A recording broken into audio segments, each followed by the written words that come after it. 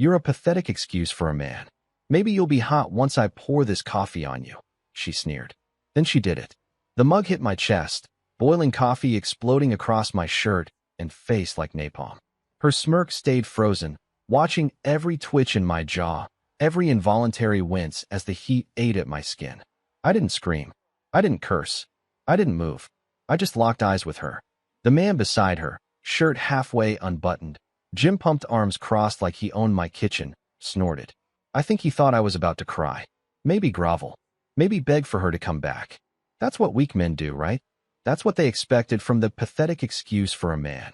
But I did one thing instead. I took a step forward. Just one. And that single step? It changed everything. Because when I moved, I didn't raise my voice. I raised my right hand. I didn't punch. I didn't shove.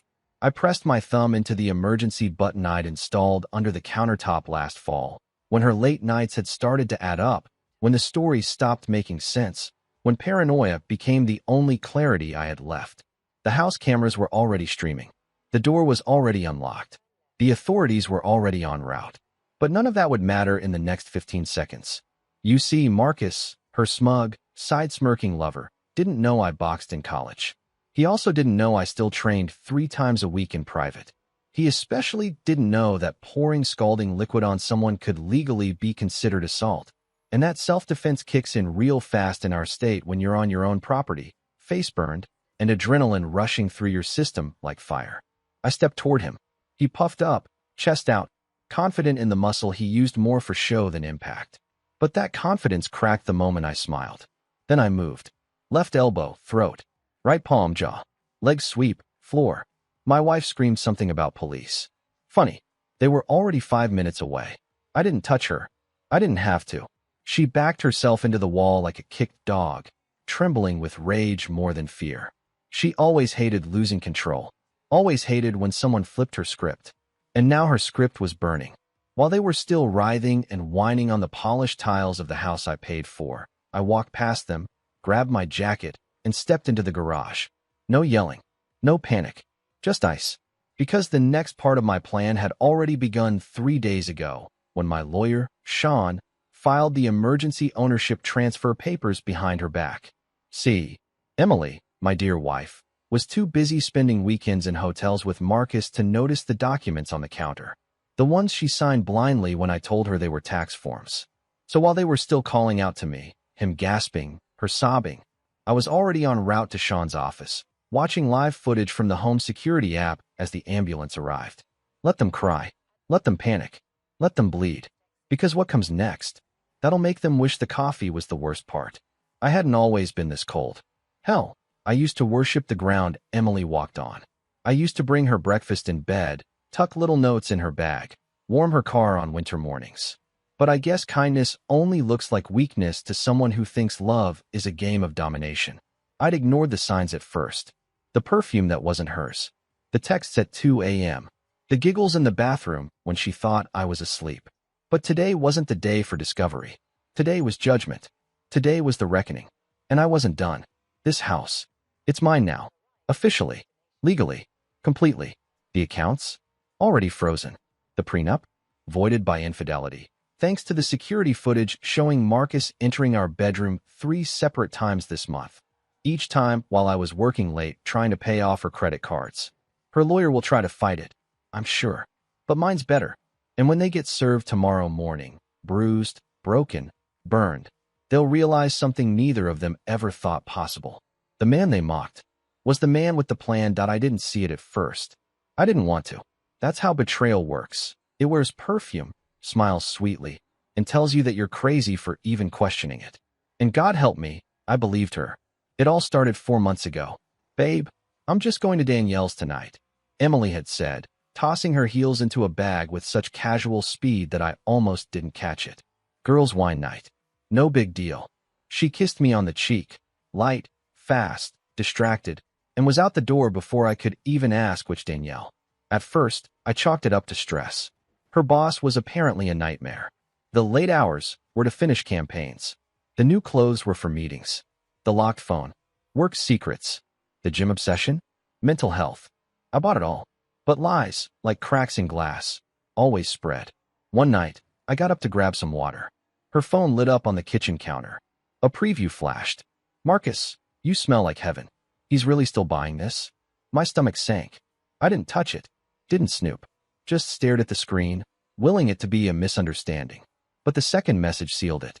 Marcus, can't wait to pick you up again Saturday. Same hotel. I didn't sleep that night. The next morning, I asked her about Danielle. About wine nights. She rolled her eyes, slammed her mug on the counter. Are you seriously doing this? You don't trust me now? After everything. I apologized. Because she knew how to twist guilt like a knife. From there, things got colder. She stopped cooking. Stopped touching me. Her laughter disappeared. Everything I did annoyed her. My shirts weren't folded right. I chewed too loudly. I breathed wrong. It wasn't just cheating. It was erosion. But I didn't confront her right away. No. I started documenting. I bought a new phone and installed cameras. Small ones, hidden, discreet. She never noticed. And that Saturday, she wore the same red dress I'd bought her for our anniversary. She thought it was funny. Marcus picked her up 3 blocks away. I had it all on video, license plate, audio, timestamps. They didn't even try to be discreet.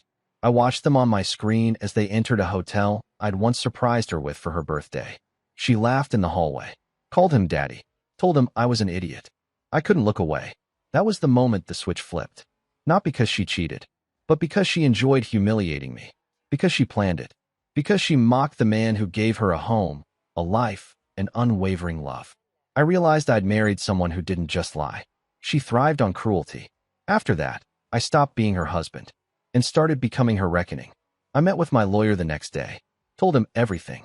We opened an infidelity clause, got the footage analyzed, hired a forensic accountant. She didn't know that I had full access to her spending. $13,000 gone in 6 weeks.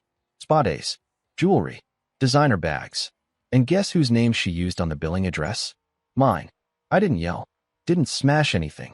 I smiled, because now I had evidence. I started planting traps. Papers she could sign, access she thought she had. One by one, I unraveled her power without her noticing. Until the morning of the coffee. That was the day it all caught fire. And tomorrow, the ashes will spell her name. She came home late again the night before it happened. Hair tousled, cheeks flushed, mascara smudged just enough to not be innocent, but not enough for me to call her out without being labeled paranoid. Emily tossed her purse onto the counter, grabbed the wine bottle I'd been saving for our anniversary, and poured herself a glass like she owned the house, the room, the moment. You're quiet, she said, not even looking at me. Just thinking, I replied. Her laugh was sharp, dry. That's dangerous. She took a long sip, walked past me like I was furniture, and headed upstairs to shower. I followed slowly, each step rehearsed in my mind. I knew where this was going. Her phone buzzed 3 times while she was in the bathroom. I didn't have to check it. I cloned it to my spare phone 2 weeks ago. I could see every message as it came in. Marcus, I still taste you. Marcus, let him ask. I'll be waiting. Marcus, tomorrow? I want to watch you break him. That was the final nail. I told her the night before that I wanted to have breakfast together. I'd even made her favorite blend. Hazelnut, strong, the kind she used to beg me to brew when we first moved in. I sat at the table, waited. She came down in a silk robe, the kind she never wore for me anymore. Her eyes were cold. So, she said, staring at me like I was a stain on the floor. I gestured to the 2 mugs. Thought we could talk. I've noticed things. And she cut me off with a scoff, walked to the mug, picked it up, and before I could say another word, dumped the entire steaming contents onto my chest and face. You're a pathetic excuse for a man, she said, stepping back like she expected me to cry out. Maybe you'll be hot once I pour this coffee on you. And that was the moment everything shattered. I stood there, coffee soaking into my shirt, pain crawling up my neck, my vision blurred from both heat and disbelief. But I didn't flinch. I didn't scream. I didn't even move. Until I saw him. Marcus walked into my kitchen like he lived there, leaning on the doorway with a smug grin and that same half-buttoned shirt he always wore in hotel footage. Didn't think he'd take it this well, he chuckled. And that was the final switch. I didn't say a word. I took 1 step forward, just one, and it was enough. Marcus must have thought I was bluffing, until my elbow met his throat and his body hit the ground. Emily screamed. I didn't look at her. I stepped over him, opened the drawer where I kept the files, prenup, transfer forms, security footage backups. All labeled. Already. She started screaming about the police. I smiled. They're already on the way, I said calmly. Just like the ambulance. You should lie down. Her eyes widened when she realized I wasn't bluffing. When she saw the blinking red light on the corner of the kitchen camera, she tried to grab her phone. I already had it. She tried to run. I let her. She slipped on the spilled coffee, crashing to the floor next to her gasping lover.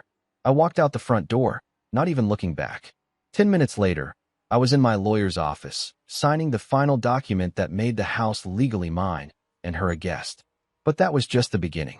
Tomorrow, she would learn what real pain tastes like. The ambulance came just as I pulled out of the driveway. I watched from a distance, parked under the shade of an old oak tree, the engine running and the AC humming. They carried Marcus out first, neck brace, blood trickling down his lip, eyes fluttering like he'd just woken up from a bad dream. Emily was next. No stretcher for her. Just 2 EMTs helping her stumble barefoot and soaked, shrieking something about pressing charges, about me being insane. I almost laughed. But instead, I drove downtown. Sean, my attorney, was already waiting when I arrived. We're locked and loaded, he said, handing me a sleek black folder. Inside was everything. Video stills, witness statements from neighbors who heard her screaming threats, a log of her text messages pulled legally through a synced iCloud account, and a notarized document confirming the full transfer of property. She's going to try to fight it, Sean said. But she's got nothing. You're clean. She's cornered. Good. Back at the house, the police were questioning her. I saw it all through the external cameras. 2 officers on the porch, one holding a tablet and showing her footage from my kitchen.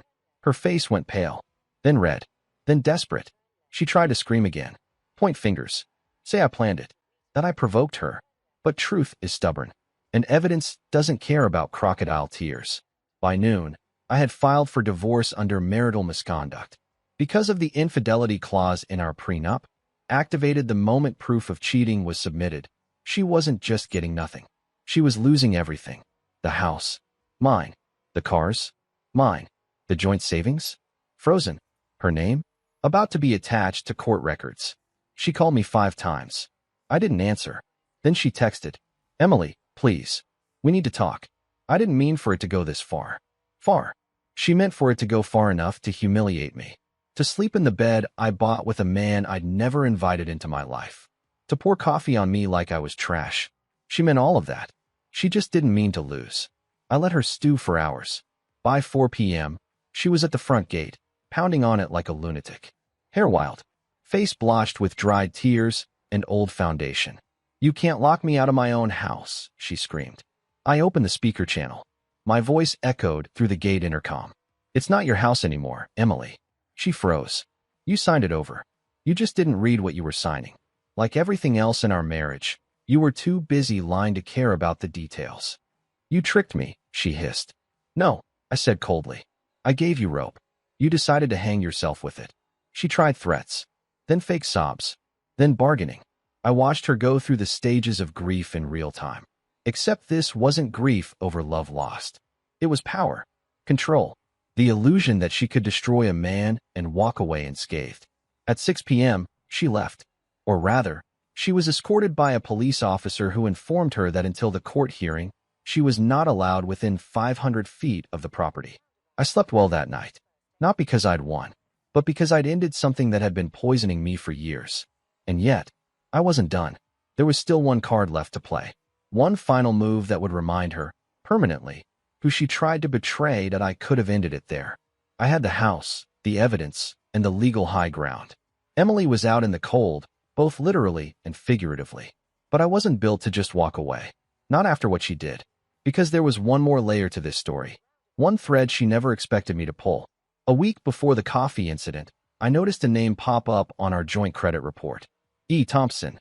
I didn't think much of it until I realized it wasn't Emily's card, it was her sister's. A card that had been inactive for 2 years. Now suddenly used to pay for an Airbnb in Miami, a designer suit, and 2 flights. I called the airline. One name matched. The other? Marcus. Emily had opened a secret line of credit under her sister's name. That wasn't just infidelity. That was fraud. I had the receipts. The timeline. The charges. I made a copy of everything and slid it across Sean's desk. She's done, he said without blinking. We're not just divorcing her anymore. We're burying her.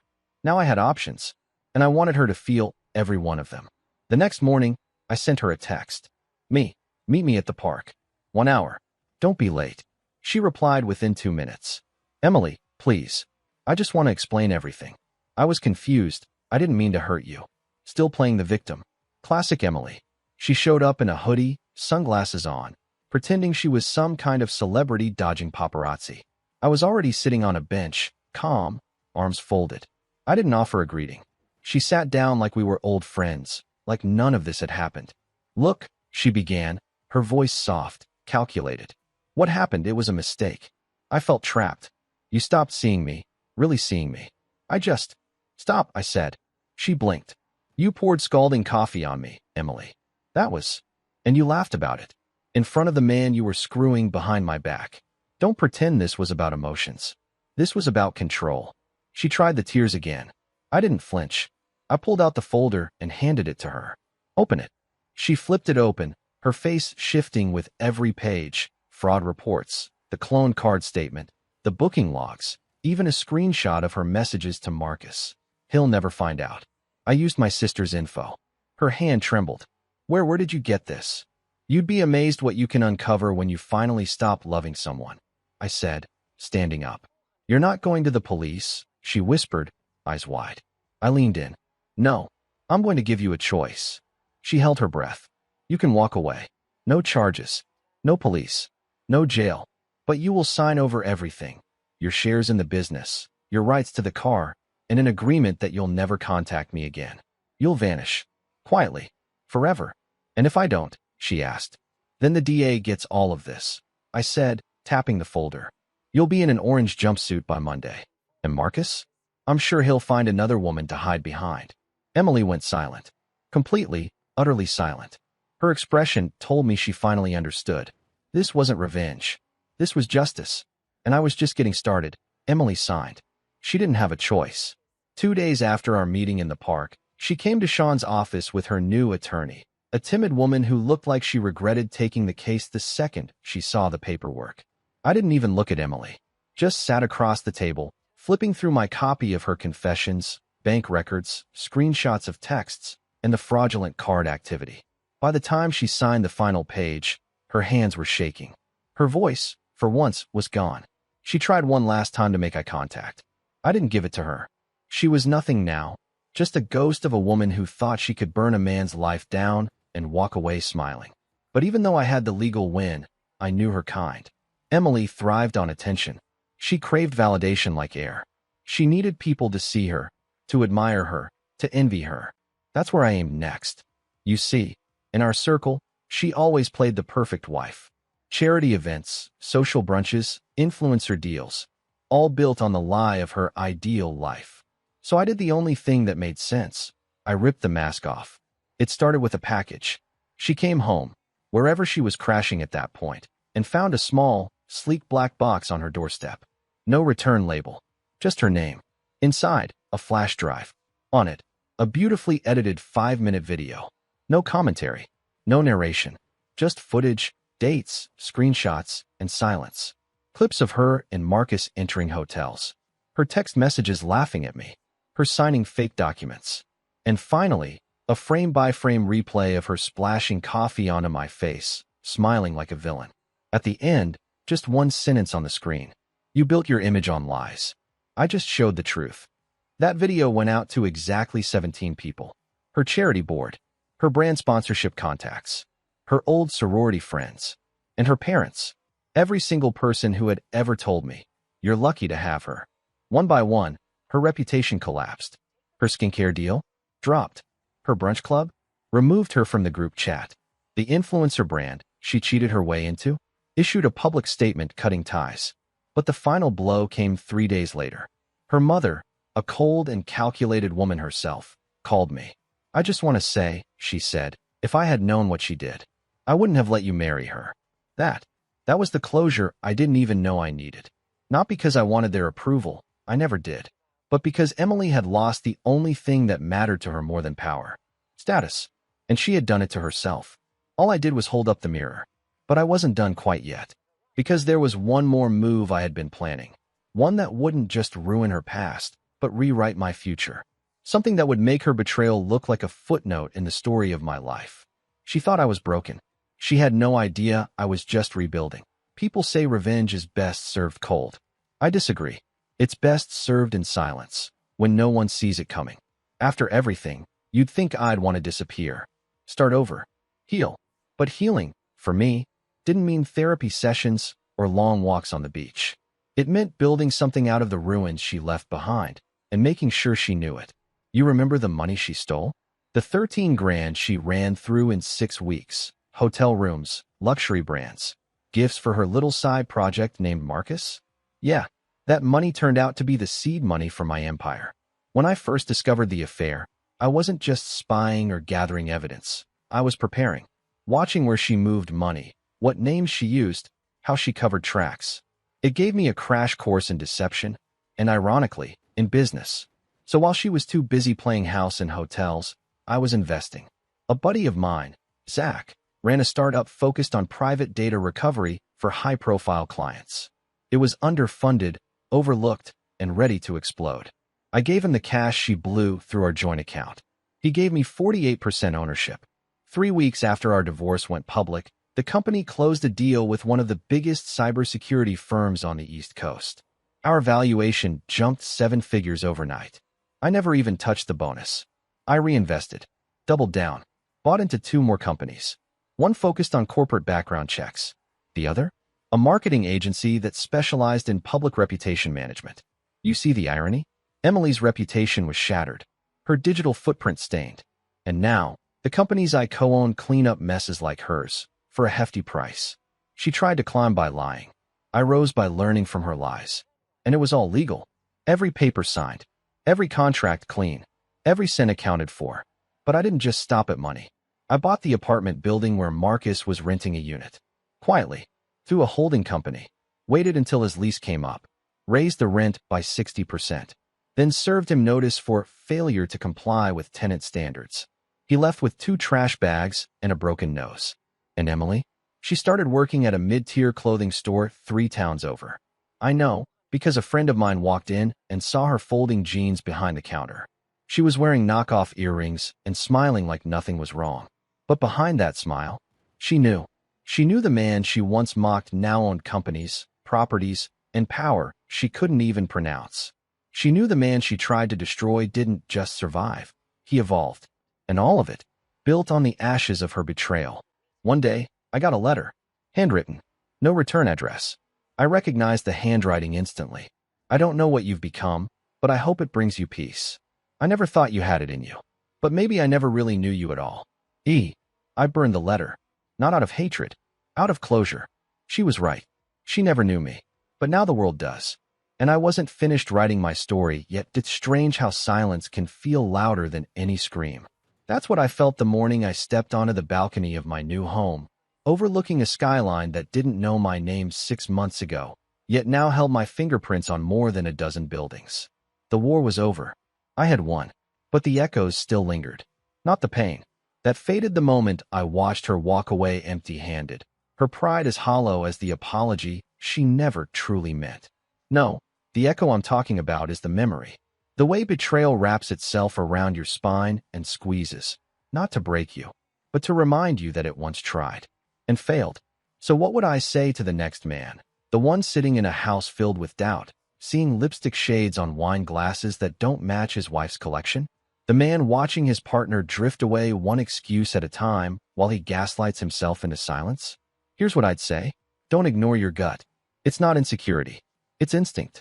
The moment she hides her phone like it's a government file, the moment she starts dressing up for a girls' night, like it's the Met Gala, the moment her laughter stops including you, and her touch becomes a transaction, that's your alarm clock.